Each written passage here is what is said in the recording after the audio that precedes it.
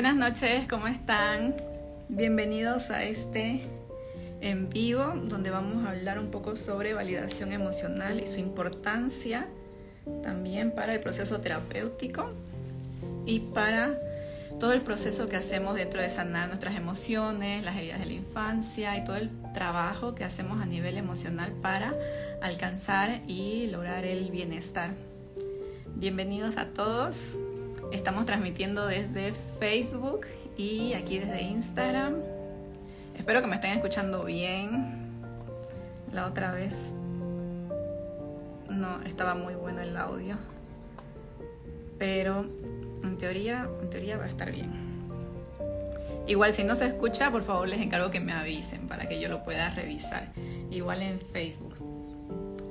Bien. Uno de los puntos principales que se habla dentro de lo que es la validación emocional es empezar a entender un poco el proceso que pasan las emociones dentro del cuerpo humano.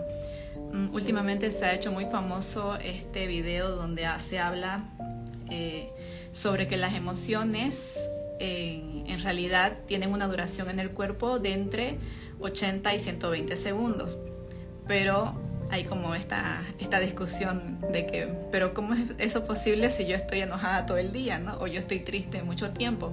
Porque en realidad la emoción es un proceso que pasa en el cuerpo y cómo nosotros llevamos esa emoción luego ya depende de nuestra personalidad, nuestras herramientas, nuestra costumbre de ver la vida, nuestra actitud ante la vida. Entonces, por eso es que tan importante empezar a conocer qué es lo que pasa dentro del cuerpo con respecto a las emociones.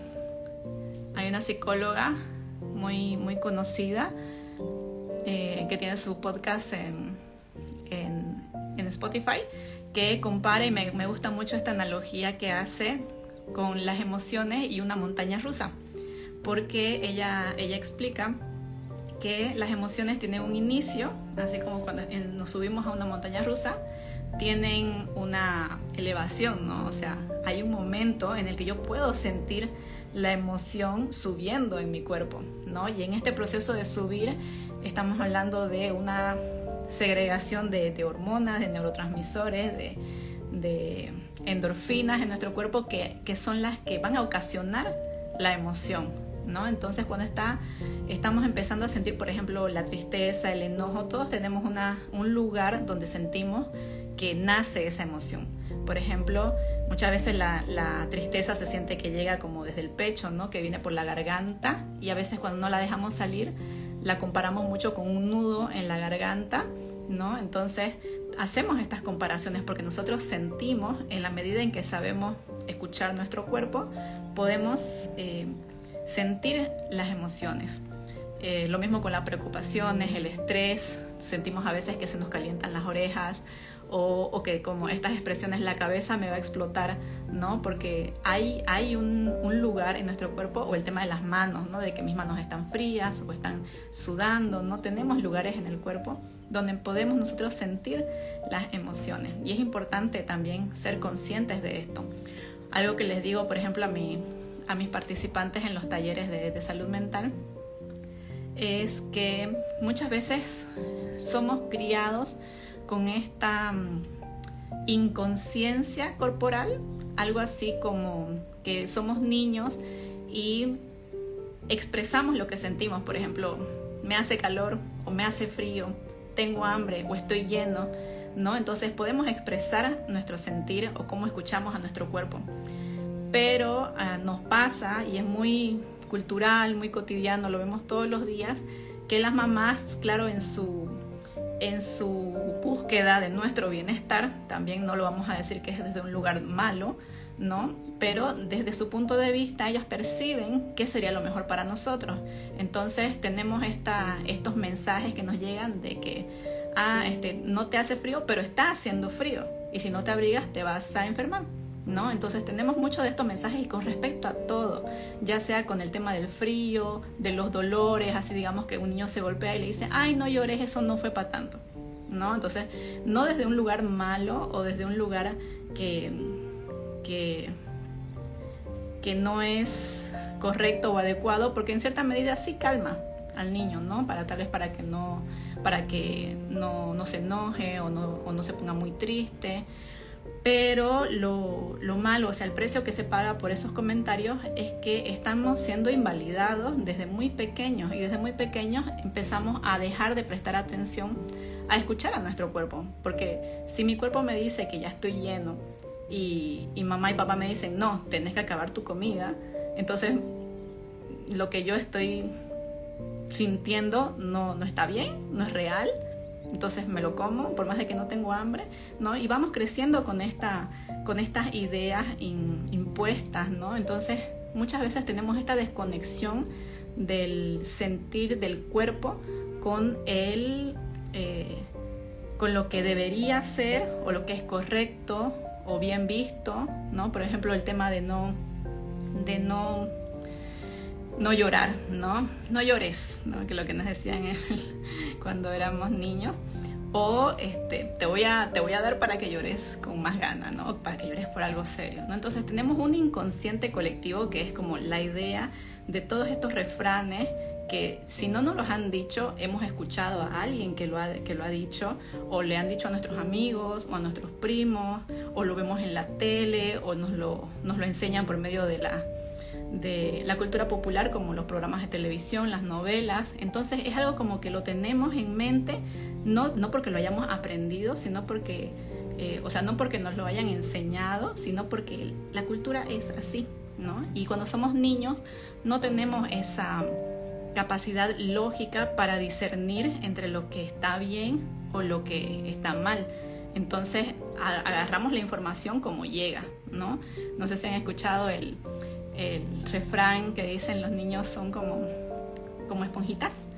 Es muy cierto porque mucha de la información que nosotros recibimos desde niños la captamos, ¿no? O sea, se nos queda y muchas veces se nos queda muy grabado dependiendo mucho de la persona que lo haya dicho y la importancia que haya tenido esa persona para mi vida. Entonces hay que tener, sobre todo en el tema de la crianza, esto de la validación emocional es súper importante para poder crear conciencia en los niños, en estas nuevas generaciones, que ya las nuevas generaciones están más preparados, ¿no? para lidiar, para afrontar las emociones de otra forma. Yo digo que una de las nuevas herramientas que se inculca mucho en los niños es el tema de la inteligencia emocional, porque ya es algo que las nuevas generaciones ya van a tener muy aprendido, ¿no? Porque ya con el tema de que los psicólogos ya son más accesibles, ya no está mal visto ir a terapia, entonces hay muchos niños que van a terapia y aprenden desde muy pequeños estrategias para manejar sus emociones. Entonces los niños que no están aprendiendo estas estrategias se están quedando atrás, ¿no? O sea, están siendo niños que van a tener que lidiar con la ansiedad, con el estrés, y esta generación nueva está muy abierta o muy, ¿cómo se dice cuando alguien recibe? Bueno, el punto es que recibe mucha información, ¿no? Entonces el hecho de que estén tan propensos a informarse sobre, o al tener acceso a tanta información, los predispone para sufrir más estrés, más ansiedad, ¿no? Entonces, una de las herramientas más importantes que se trabaja tanto en la terapia como en terapia individual para uno manejar sus emociones, como en la terapia con los padres, es que los padres también tenemos que aprender estas estrategias para poder enseñarlas a nuestros hijos, porque los niños aprenden más de lo que nosotros mostramos o de lo que nosotros actuamos que de lo que nosotros explicamos, ¿no? Entonces es más fácil que un niño imite lo que yo hago a que haga lo que yo digo. Por eso es que los niños, que muchas veces le dicen no arreglas tu cuarto, no haces tus quehaceres, pero en realidad es porque no lo han visto, ¿no? Entonces, ¿cómo van a hacer algo que no ven? Que no es un aprendizaje que ellos puedan corroborar, digamos, que está pasando y que es la normalidad y que todos hacemos esto, ¿no? Bien, algo importante que tenemos que aprender antes de ver este tema de la validación emocional es la inteligencia emocional. ¿Qué sabemos nosotros sobre las emociones? Porque ¿cómo voy a validar algo que yo no entiendo? ¿No? Entonces hay que, el primer paso con el tema de la regulación emocional y la estabilidad emocional, que a eso le diríamos estar con emociones relativamente sanas, que si lo viéramos desde el lado de la neuropsicología, hablaríamos de emociones que me mantengan dentro del bienestar, ¿no? Que vendrían a ser emociones que en mi cuerpo segreguen hormonas que se sientan bien, como la serotonina, la endorfina, la oxitocina, ¿no? Que son hormonas de la paz, de la tranquilidad, de la felicidad, de la armonía, de la calma. Entonces, mientras más de estas sustancias tengamos en nuestro cuerpo, nuestras emociones van a estar más en calma. Pero el hecho de que hayan emociones que me hagan sentir bien no quiere decir que las emociones que me hagan sentir mal sean malas, ¿no? Solamente que causan un malestar. Pero no quiere decir que hay que quitarles su lugar de que son emociones. Y las emociones en general son importantes todas, porque todas vienen a conformar lo que es mi integridad de ser humano, de persona, de un ser completo, ¿no? No puedo ser yo toda felicidad o no puedo ser yo todo calma, paz y tranquilidad. No, tiene que ser la completud, ¿no? Entonces, entendiendo esto, de que las emociones no son ni buenas ni malas, nos podemos abrir un poco más a empezar a percibir todas las emociones como necesarias e importantes. Entonces, eso nos podría llevar a considerar las emociones como la tristeza, el enojo, el miedo, como emociones que me causan un malestar, porque en realidad en el cuerpo lo que hacen es liberar cortisol, que es la hormona del estrés, pero eso no quiere decir que no sean importantes. Todas tienen una función. Por ejemplo, el miedo, su función más importante es como de preservar mi vida, ¿no? Preservar mi integridad, ya que cuando hay situaciones que pueden atentar contra mi bienestar, se despierta esta emoción, que no sé si han visto la película de Intensamente. Si no la han visto, vayan a verla porque es muy, muy, muy cierta, ¿no? Tiene creo que un 90% de comprobación científica de que así se manejan, ¿no? O sea, así trabajan las emociones. Entonces, el miedo lo que hace es preservarme, ¿no? Preservar mi integridad, velar por mi bienestar. La ira o el enojo tiene como función defender algún límite que yo tenga, o sea, poner esa barrera entre lo que es correcto o no es correcto dentro de lo que es mi percepción, ¿no?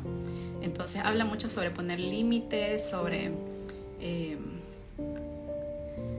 promover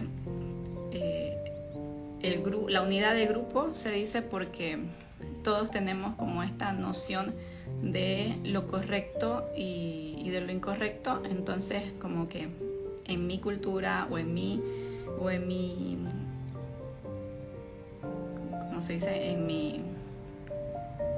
En mis costumbres, en la forma en la que yo me he criado, esto es lo aceptable, ¿no? Entonces las cosas que vayan a contra de eso me molestan, ¿no? Por ejemplo, ahí hablamos cuando no nos gusta la impuntualidad o no nos gusta que nos griten, que nos levanten la mano, ¿no? Entonces es tener en cuenta los límites que yo pongo o que yo tengo, de lo que yo he crecido y lo que yo he aprendido, de lo que no se puede traspasar.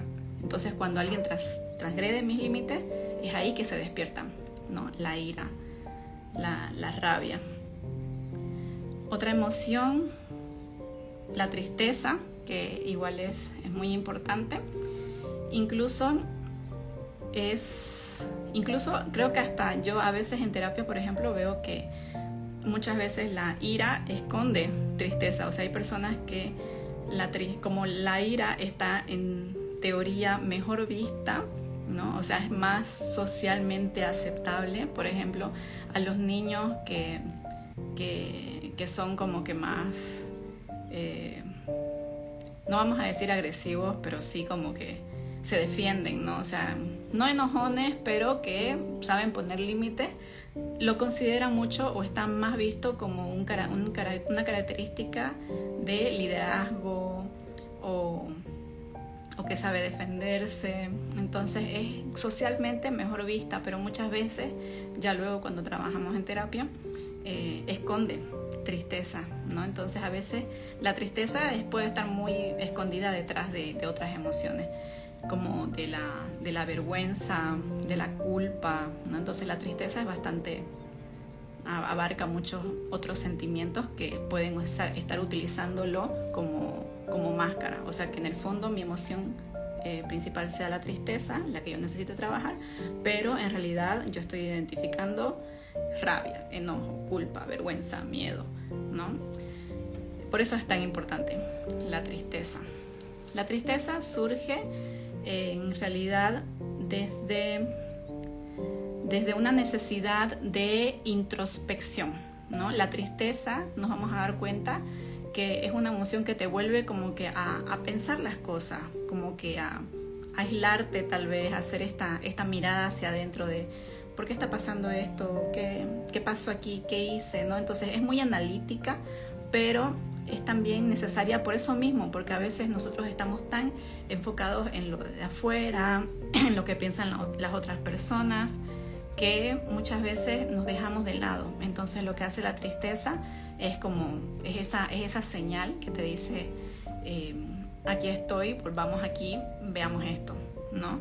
Entonces sí cumple un papel importante dentro de lo que es las emociones, pero hay que saber lidiar con ellas, ¿no? Porque no nos olvidemos que un exceso de tristeza vendría a ser lo que llamamos como depresión, digamos un cuadro clínico que tiene unas ciertas características, se podría entender como una tristeza profunda o un cierto grado de depresión. Entonces hay que tener mucho cuidado para que esta tristeza no se vuelva tan severa, ¿no? Que muchas veces incluso, así como la tristeza profunda deriva en depresión, el miedo profundo deriva en ansiedad, ¿no? Entonces trabajar también este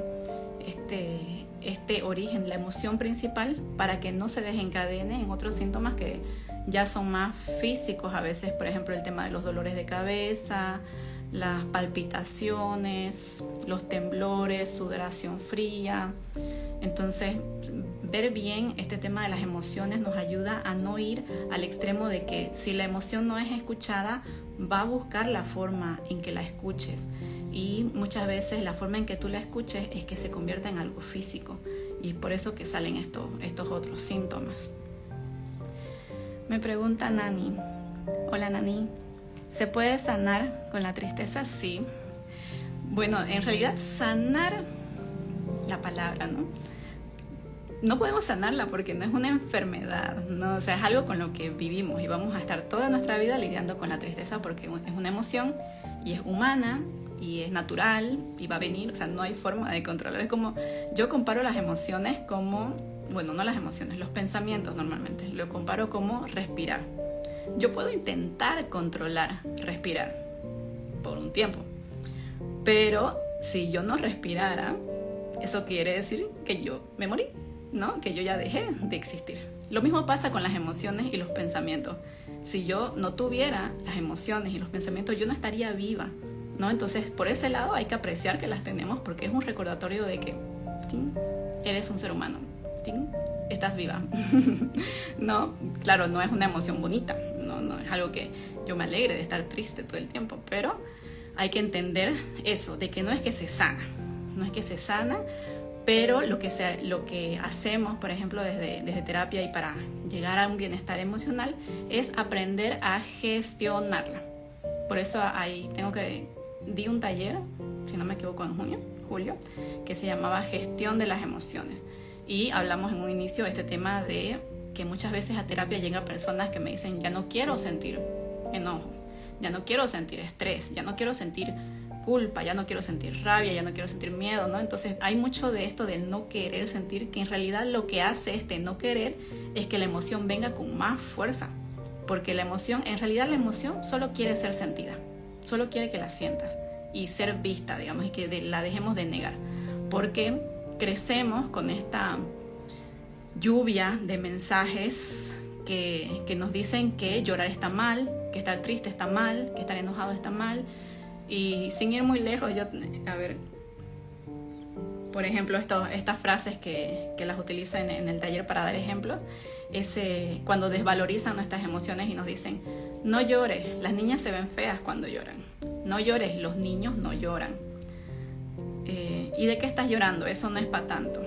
No, tú no tienes motivos para sentirte así, no estés triste, ¿no? Entonces hay, y así un montón, o sea, ahorita leí 4, pero hay un montón, así podría haber un libro con las invalidaciones emocionales con las que hemos vivido, ¿no? Y que nos han enseñado, y que eso que nosotros aprendemos, a nosotros se nos graba como un mensaje, así como cuando no tienes, o sea, no es que seas tú, pero es todo lo que aprendiste.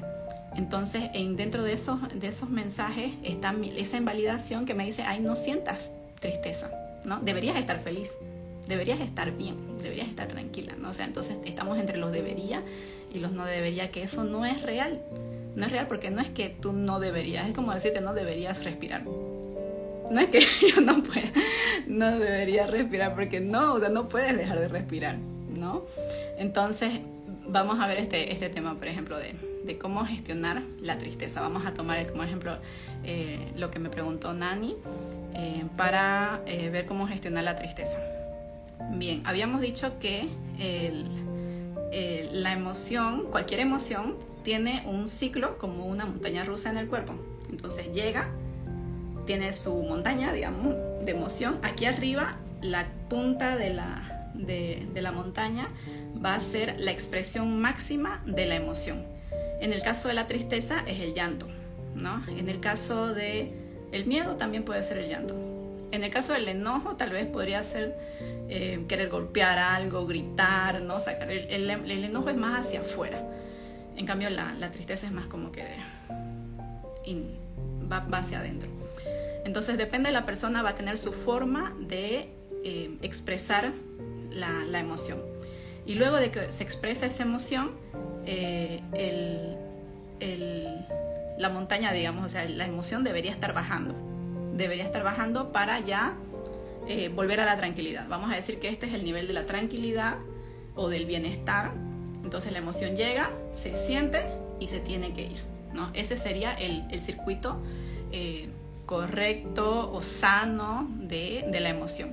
Si tomamos, por ejemplo, la emoción de la alegría, la felicidad, que es una emoción súper bonita, ¿no? Me encanta, o sea, a todos nos encanta sentirnos felices. Entonces, al ser tan aceptada, la emoción cumple su camino de recorrer. Entonces, la emoción, por ejemplo, yo les pongo el ejemplo de ir a un circo. Cuando vas a un circo, tú llegas y estás tranquilo, o sea, estás predispuesto a divertirte, ¿no? Entonces llegas y te ríes con los chistes y los payasos, y llega un punto en que estás en el circo, que es la expresión máxima de tu felicidad, digamos, que empiezas a reír como con más ganas, así muy fuerte, con la boca abierta, puedes hasta llorar de tanta risa, ¿no? O sea, sí llega a ese punto de expresión de la emoción. Y como es una emoción aceptada, tú la expresas, porque nadie te va a decir nada: ay, no te rías. Bueno, te pueden decir, ¿no? No te rías así, pero tú la expresas, ¿no? Y cuando se van los payasos, digamos, la emoción empieza a bajar. No es que te quedas riendo, llorando de la risa todas las 2 horas del circo, ¿no? Entonces se van y tú empiezas a respirar y es como que, ay, qué divertido, ¿no? Súper.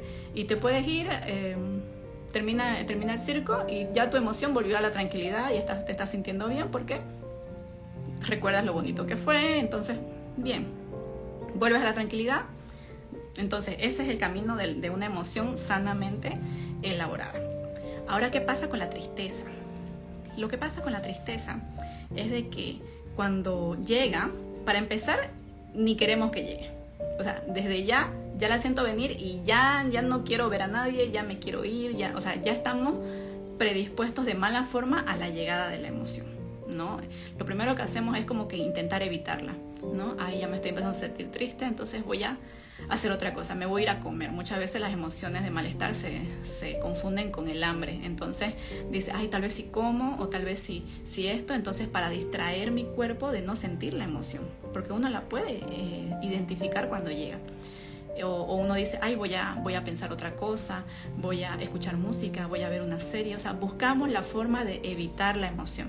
Y eso a la emoción, pues, no le gusta, porque como ya les habíamos comentado, la emoción solo quiere ser sentida, quiere ser vista, quiere ser aceptada.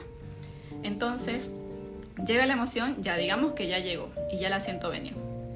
Y ya se me están, porque hay personas que somos más sensibles que otras, y solo de sentir la emoción ya puedo estar como que ya con ganas de llorar, ¿no? Entonces, cuando ya la emoción se quiere expresar, muchas veces al tener tanta emoción acumulada, por ejemplo, si muchos años de mi vida yo he vivido tragándome la tristeza, tragándome el dolor, intentando mostrarme bien, como escondiendo lo que en verdad siento o ignorándolo, la emoción se queda como estancada, ¿no? Entonces, la próxima vez que yo sienta mi emoción, en este caso la tristeza, la voy a sentir con mucha fuerza. O sea, va a ser la acumulación de todo lo que yo me guardé y va a venir con fuerza. Entonces, es natural que al mismo cuerpo le dé miedo sentir.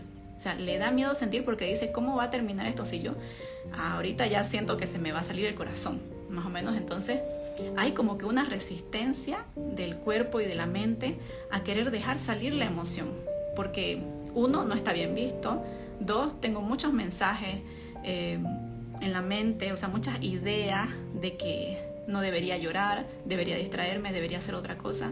Entonces la emoción que no está siendo gestionada de una forma sana va a tener cierta resistencia a llegar a expresarse. Hay muchas personas que ni siquiera lloran, que ya tienen el bloqueo emocional de que no voy a llorar o no debo llorar, no he llorado en años, digamos, ¿no? Entonces esa es muy fuerte, ¿no? Para una emoción ser así de reprimida, de ignorada, es como negar tu humanidad. Y hay otra cosa igual, cuando digamos que somos personas que tendemos a llorar, o sea que se nos hace fácil llorar, entonces si llegamos a la expresión máxima de la emoción que vendría a ser el llanto, digamos que yo me siento mal, ya estoy llorando, estoy expresando mi emoción. Ahora las emociones de malestar, digámosle, para no decirles negativas, como la tristeza, el miedo, el enojo, no son tan fáciles, digamos, de volver a la tranquilidad. ¿Por qué? Porque necesitan ayuda, ¿no? La felicidad, por ejemplo, llega y se va tranquila porque es bien recibida, sabe que hace bien, ¿no? Pero la tristeza no, o sea, la tristeza, aparte de que tiene mucha resistencia, está muy contenida, la tenemos muy atorada, entonces cuando llega con fuerza. Entonces la tristeza y las emociones de malestar necesitan una ayuda para poder pasar por nuestro cuerpo y volver a la tranquilidad. Esta ayuda, por ejemplo, pueden ser frases de validación emocional. Esto trabajamos, por ejemplo, dentro de lo que es la terapia, lo trabajamos con ejercicios de escritura terapéutica, con ejercicios de meditación, con ejercicios de visualización, con ejercicios de tapping, con técnica MDR. Trabajamos mucho el tema de aprender a validar la emoción, porque al tenerla invalidada, todavía la tengo como que resentida, ¿no? Entonces no está pudiendo volver a estar tranquila y se va a quedar ahí en expresión. Por eso es que después, cuando yo vuelva a querer llorar, me va a volver a venir ese, vamos a decirle, vómito emocional, ¿no? Que vendría a ser la emoción que estuvo contenida y que, como no está siendo aceptada, sigue en el mismo lugar de, digamos, emoción bloqueada o reprimida. Entonces, ¿cómo podemos empezar a validar nuestras emociones? Empecemos a trabajar mucho este tema de las frases de validación emocional, que vendrían a ser frases como: está bien sentir esto que sientes, el llanto es normal. Aquí tengo, ahorita vamos a ver qué otras frases tengo por aquí.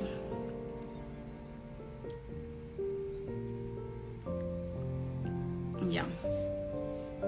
Reconozco que estas emociones tienen algo importante que decirme.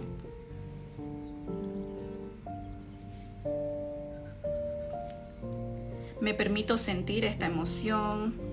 Y siempre buscando guiar el cierre hacia la paz. Por ejemplo, me permito sentir esta emoción, entiendo que es una emoción humana, entiendo que la tengo que sentir, la acepto, voy a pensar en lo que me tiene, ¿no?, que decir, por qué me está afectando tanto, pero no me encierro en la emoción, ¿no? O sea, validarla no quiere decir que la vamos a echar leña al fuego, ¿no? O sea, tenemos que ir guiando la emoción a que tenemos que volver a la calma. Por ejemplo, con frases como: acepto esta emoción, es humana, la valido, pero yo elijo volver a estar en paz, ¿no? Yo elijo volver a estar tranquila, o yo entiendo que esto va a pasar y voy a estar bien, ¿no? Entonces este camino de bajada, que vendría a ser las frases de validación emocional y la vuelta a la tranquilidad, son frases que nosotros ya tenemos que empezar a aprender, empezar a hacer como que una introspección de qué es esto que me hubiera gustado escuchar cuando yo era niña y estaba llorando así, ¿no? Entonces eso que faltó es lo que yo necesito ahora para lograr que mi emoción logre cumplir su ciclo y yo vuelva a estar tranquila. Porque si yo no le ayudo a la emoción a volver, digamos, a su nivel, digamos, de bienestar, la emoción se va a quedar ahí resentida. O sea, se va a quedar en un lugar de que está mal, ¿no? Entonces, no sé si han escuchado esto que dicen: lo que resistes, persiste. Entonces, si tú resistes sentir tus emociones, va a seguir viniendo. Y lo más normal es que venga con más fuerza, porque la emoción busca ser sentida.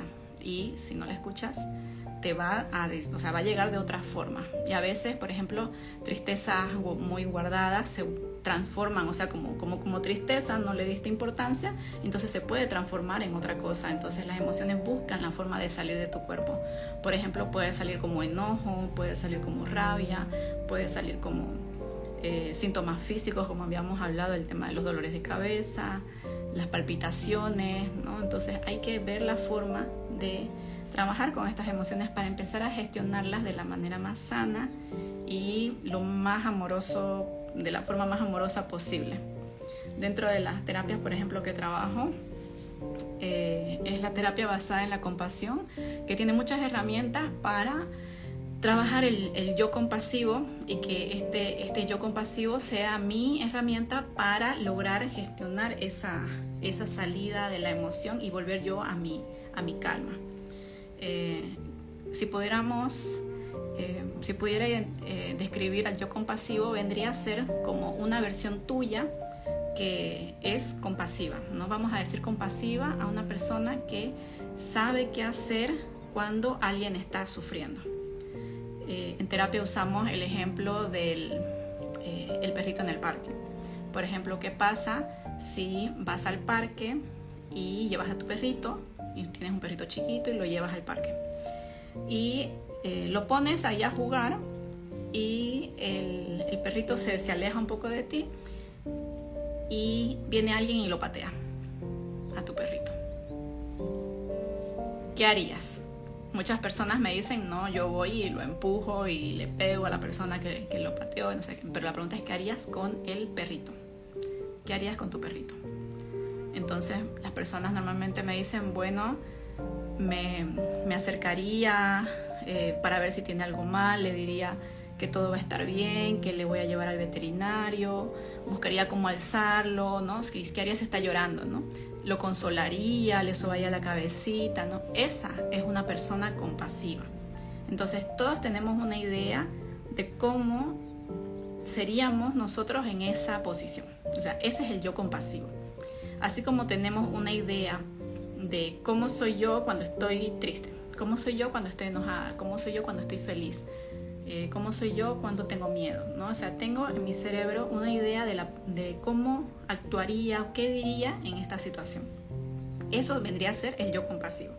Entonces, en terapia lo que hacemos es entrenar a esta versión tuya que tú ya tienes, ¿no? Pero necesitamos armarla de más herramientas, de más estrategias y actividades, frases, palabras que nos van a ayudar a que cuando yo vuelva a sentir mi emoción que está siendo expresada de forma natural, yo pueda acompañar la emoción a que ya salga de mi cuerpo. O sea, ya estás aquí, te entiendo, podemos, digamos, validar la emoción para que ya pase por nuestro cuerpo, pero luego ya tenemos que volver a buscar la tranquilidad, ¿no? Y eso es algo que se tiene que hacer de forma muy consciente. ¿Qué digo con consciente? Porque muchas veces nos quedamos en este lugar de sufrimiento de forma inconsciente. ¿Qué quiere decir eso? Que yo no me percato de que yo estoy eligiendo estar ahí. O sea, de que yo estoy alimentando ese pensamiento o ese sentimiento. ¿Por qué? Porque no sé cómo salir de ahí, ¿no? Entonces, de forma inconsciente me quedo en este lugar de tristeza, o en este lugar de rabia, o en este lugar de culpa.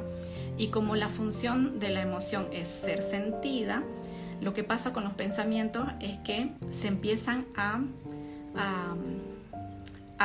los pensamientos empiezan a trabajar para apoyar a la emoción. Entonces las ideas van a ir en torno a lo que yo estoy sintiendo. Por ejemplo, si yo estoy sintiendo tristeza, voy a tener pensamientos que empujen la tristeza. ¿Por qué? Para que sea sentida, ¿no? Entonces, si yo estoy sintiendo una emoción de enojo, de rabia, mi mente va a trabajar ideas para que yo sienta esa rabia. Por eso es que muchas veces nos quedamos en ese como bucle mental de ideas que en lugar de sacarme del lugar de la emoción, me está hundiendo más en ese digámosle un pozo, ¿no? Un pozo de la emoción, donde yo estoy sintiendo muy fuerte la emoción. Y hay veces que nos metemos tanto en ese bucle mental de pensamientos y en esa emoción que ya se hace inmanejable, o sea, intolerable para cualquier persona, porque no se olviden que cualquiera de estas emociones que hemos mencionado, que son consideradas como negativas, en general es porque causan un malestar, y ese malestar es el exceso de cortisol en nuestro cuerpo. Entonces el exceso de cortisol, que es la hormona del estrés, eso es lo que hace que nos sintamos así de mal. Y un exceso de cortisol no es sano, ¿no? Para ningún cuerpo. Por eso es que se hace tan abrumador quedarnos en ese lugar de sentir con tanta intensidad las emociones de malestar.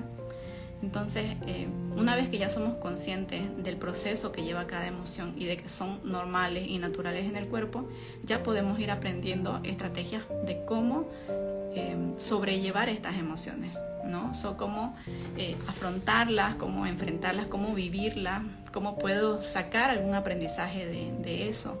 Por ejemplo, si no me equivoco, la anterior semana o hace 2 semanas estuve haciendo un en vivo sobre escritura terapéutica, que no está en Instagram, pero está en Facebook, así que igual lo pueden ir a buscar a Facebook, donde hablo sobre varias actividades de escritura terapéutica que se pueden realizar.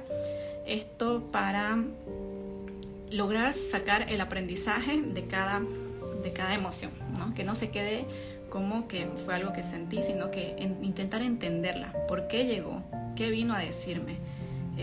¿Cómo puedo atenderla cuando vuelva a venir en una situación similar? Entonces esto, lo que nos enseña el vivir estas emociones, nos puede ayudar a conocernos mejor, ¿no? A realizar este proceso de autoconocimiento, de ver cuáles son mis detonantes, qué cosas me mueven, qué cosas me afectan, por qué me afectan, ¿no? Entonces es como un llamado, sobre todo a la tristeza.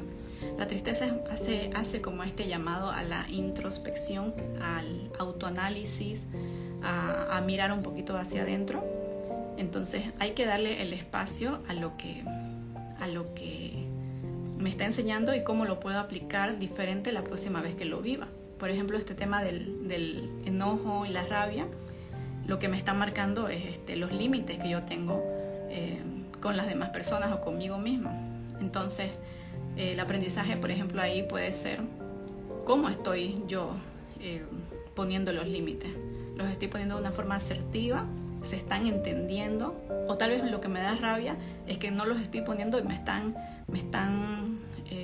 sobrepasando mis límites que yo tengo, y como no sé cómo defenderlos, lo sobrepasan y me atacan o me siento atacado, ¿no? Entonces hacer este análisis de qué está pasando, porque las emociones algo te están diciendo, ¿no? La idea es encontrar qué es el mensaje que te están dejando para poder sacar el aprendizaje de eso, y que la próxima vez que suceda algo similar, la emoción ya no va a venir con tanta fuerza. ¿Por qué? Porque ya tengo ya hice conciencia, digamos, ya hice mis ejercicios de escritura terapéutica, ya estoy indagando, ya estoy haciendo introspección, entonces ya puedo ubicar de por qué está pasando esto, ¿no? Y es lo mismo con el miedo. Otra de las formas de abordaje que se tienen en sesiones de terapia es tomar estrategias de la psicología positiva para acompañar volver a la tranquilidad, ¿no? Que si bien, por ejemplo, las estrategias que trabajo en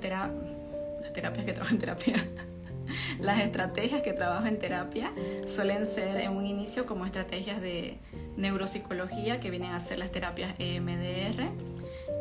Luego las terapias basadas en la compasión, que vienen a trabajar el acompañamiento a la emoción. Luego, para finalizar, se trabajan estrategias de psicología positiva para poder ubicarme yo en otro lugar que no sea esa emoción. Por ejemplo, si yo me ubico en el lugar de la tristeza, voy a estar hablando desde la tristeza, ¿no? O sea, la tristeza va a ser la que habla en mi lugar y dice las cosas que tiene que decir para sentirse triste, ¿no? Porque es tristeza. Si yo me ubico en el lugar del enojo, voy a hablar con respecto a esa emoción, ¿no? Voy a hablar enojada, a la defensiva, ¿no? Entonces, si yo puedo elegir dónde ubicarme, lo que nos enseña la psicología positiva es que yo también puedo elegir ubicarme en otros lugares, tal vez de mayor provecho para mi desarrollo personal. Por ejemplo, si yo me ubico en el lugar del aprendizaje, como estábamos hablando hace un momento, desde qué aprendizaje me deja esta emoción. Entonces ya yo no estoy hablando desde la tristeza, desde el miedo, desde el enojo, sino que estoy hablando desde el lugar de que mis preguntas van a ir en torno a buscar el aprendizaje. Si yo voy, por ejemplo, me voy al lugar de la gratitud, que estos, por ejemplo, aprendizaje y gratitud son fortalezas se les llama fortalezas del espíritu, que se trabajan en la psicología positiva, son 24, y en terapia buscamos ubicarnos en cada lugar de estas fortalezas para empezar a ver el mismo problema, pero desde otro punto de vista. Por ejemplo, si yo me pongo en el lugar de la gratitud, yo podría decir agradezco que me pasó esto que sucedió, este problema que tuve, porque me hizo ver otras cosas, ¿no? Me hizo ver cosas diferentes, me hizo ver otra perspectiva del asunto, ¿no? Entonces agradezco por eso, ¿no? O lo que les decía al principio de el agradecer las emociones, porque en teoría deberíamos agradecerlas porque son parte de nuestra humanidad y nos mantienen, o sea, son un recordatorio de que estamos vivos. Entonces, si lo vemos desde el lugar de la gratitud, agradecemos también que existan las emociones, así sean de malestar. Otro de los lugares que podemos tomar desde la psicología positiva podría ser desde el lugar de la valentía o el coraje, ¿no? Que vendría a ser desde un lugar en el que yo me puedo ver qué herramientas puedo utilizar para yo ser valiente o tener coraje en esta situación. Coraje en el sentido de superarlo, ¿no? O sea, superar esto que me está haciendo sentir mal. Desde el lugar de la resiliencia también trabajamos mucho el tema de la resiliencia, que es una fortaleza que nosotros todos la tenemos, solo que no la entrenamos. O sea, tenemos que entrenarlo para poder utilizarlo cuando la necesitemos, porque la resiliencia nos habla de salir de problemas difíciles o de lugares duros, pero salir fortalecido, o sea, salir mejor, salir adelante más fuerte o más sabio o más algo, ¿no? Que algo te deje eso duro que pasaste. Entonces, si lo veo desde el lugar de la resiliencia, empezaría a preguntarme en qué me voy a transformar hoy, qué voy a hacer mejor o voy a aprender algo nuevo saliendo de esto que acabo de pasar, ¿no? Entonces, si nos empezamos a poner desde todos estos lugares de las fortalezas de la psicología positiva, ya no salimos del lugar de la tristeza, ya no salimos del lugar del enojo, de la rabia, del rencor, de la ira, y ya podemos ver el mismo problema pero desde otro lugar, y desde un lugar, el común que tienen todas estas fortalezas que estaba mencionando es que todas estas para el cerebro representan una segregación de hormonas y neurotransmisores del bienestar, que vendrían a ser la serotonina, la oxitocina, las endorfinas, ¿no? Y todas las que están relacionadas a la paz, a la tranquilidad, a la calma, a la esperanza. Voy a buscar el documento aquí para leerles las 24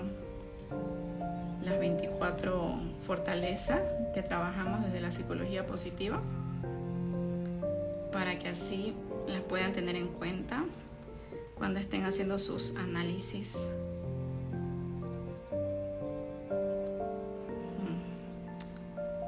Debería tenerla en un lugar más visible. A ver, ¿dónde la dejé? Denme un minutito y ahorita se las leo. Aquí está. Ya creo que ya la encontré. Aquí está. Ya, les voy a nombrar las 24 fortalezas y las pueden tener en cuenta en algún ejercicio de escritura terapéutica. Si están en mi grupo de WhatsApp, se las puedo pasar ahí para que lo podamos aplicar en algún ejercicio matutino de escritura terapéutica. Bien, aquí están. Ya, las fortalezas son el autocontrol, humor, espiritualidad, gratitud, optimismo, perseverancia, justicia, coraje, curiosidad, honestidad, amor, disfrute de la belleza y la excelencia, inteligencia social, humildad, ingenio, perdón, perspectiva, bondad, aprendizaje, prudencia, liderazgo, trabajo en equipo, equidad y entusiasmo. Que yo le aumentaría ahí la paz y la tranquilidad, que creo que también son buenas fortalezas del espíritu. Bien, eso es todo lo que puedo compartir en torno a la validación emocional. Espero que les sirva mucho. Muchos de estos puntos son los que yo trabajo, si no en los talleres o en terapia individual. Tiene que ver un poco con la psicoeducación, ¿no? Lo que deberíamos saber todos en torno a las emociones. El video va a quedar, el de Facebook va a quedar en Facebook, pero este de aquí no va a quedar en el perfil, así que si lo quieren ver, lo voy a cargar en YouTube, ya lo voy a cargar allá. Bien, muchas gracias a todos los que participaron y espero que si no lo vieron completo lo puedan terminar de ver en YouTube. Cualquier cosa, y voy a estar igual respondiendo preguntas en el grupo de WhatsApp, y ahí también lo puedo compartir la lista de las fortalezas del espíritu.